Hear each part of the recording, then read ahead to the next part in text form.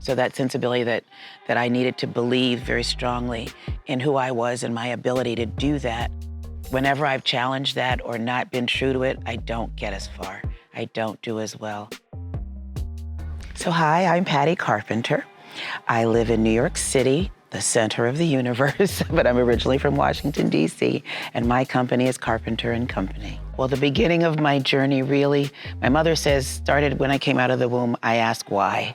And ultimately, that's how I have lived my creative life.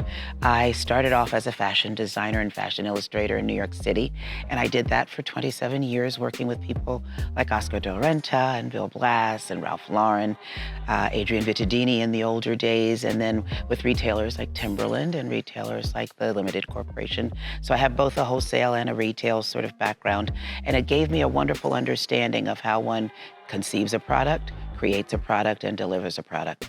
And that skill set is really what helped me to transition over into the home furnishings, just, in that area. Because after a while, I did it for 27 years, and after a while I realized I wasn't as happy with where fashion was going as what I could see happening in the home.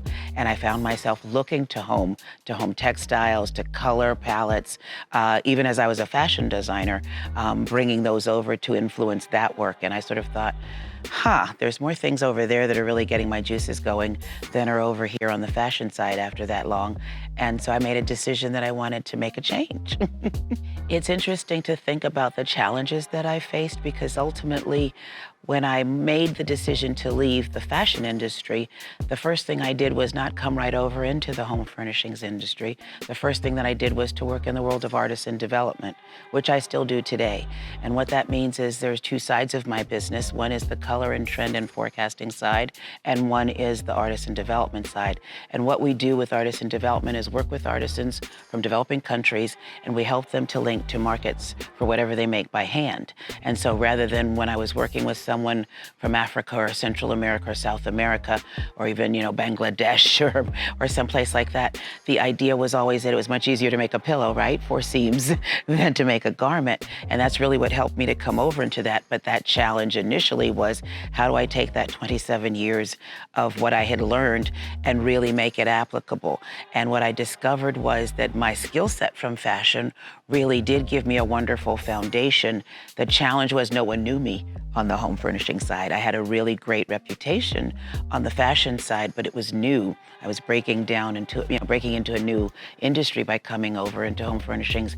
And I think also being not from the industry, and then perhaps maybe a woman of color who people didn't know. They weren't quite sure what to make of me, I think, in the beginning. And those 3-year projects were wonderful because I got brought into an artisan community. I lived with the artisans. I ate, drank, slept, in the artisans. My best friend says I did not have the Hilton experience.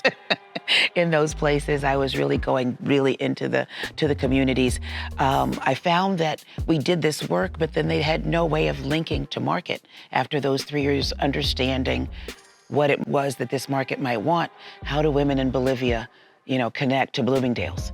And so I decided to start my own home furnishings company, and that's really how I came over into this. And I had textiles from Bolivia, hand-woven alpaca. My first order was for 600 throws from Bloomingdale's, and I did the only time I've ever done this. I said, could we please do 500? Because I was worried in 90 days that we couldn't do it, and I didn't want any negativity for them especially. And so we did it, 5 colors, 500 throws, and that was my first collection. Being a woman of color doing this, when you stand at a market for the first time, which I did, in my own booth, which was very nerve-wracking and nail-biting, people kind of walk by and they don't know you, and you're saying, I'm selling things from women that, and you're supporting these communities in these very rural, far-off places. People didn't even know what alpaca was when I started. Now it's everywhere. But I literally had to say, well, it's not a llama. It's sort of like cashmere, and the education on both sides was it. And the other thing is that people need to see you at market a few times before they'll even take a chance on you. Bloomingdale's was really at the beginning quite of a fluke. And then I still had to prove myself and to be there over and over and over again. And that's a huge risk. It's a huge money commitment for a small business. And certainly they're not used to seeing someone who looks looks like me working with people who look like them. So those stories and conversations were also quite fascinating. I mean, I love that 27 years later, the world has turned towards us and people are looking for artisan goods. They want the story.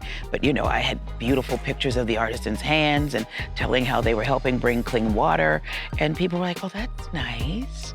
But it wasn't necessarily what they were used to, and so it took a little while to educate. So that was a fascinating time, but it gave me several things: the language to talk about it, the understanding of the industry, and certainly valuable connections that I still have to this day. If I had to give my younger self one piece of advice, that's a very interesting question. Probably have a lot of advice for her.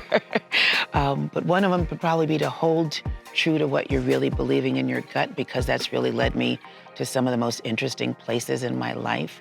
I think certainly as women, we are challenged with sort of having to feel like we have to be a little bit better than in order to get to where we're going. Certainly as a woman of color, then you have to be even a little bit better than that.